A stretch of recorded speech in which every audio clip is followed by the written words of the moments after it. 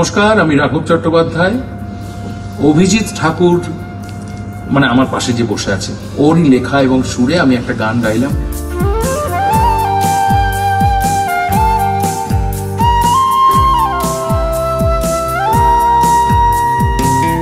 Easily হামেবল tune বলতে যেটা বোঝায় সেরকম একটা খুব সুন্দর একটা রোমান্টিক গান। আমার খুব ভালো লেগেছে, গেয়েও ভালো লেগেছে। আশা করি আপনাদেরও ভালো লাগবে।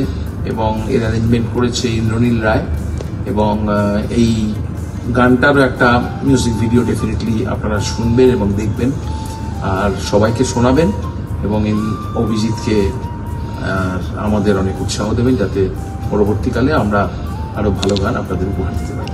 Thank you. ধরে রাখ মন, ধরে রাখ প্রাণ, অচেনা বিকেল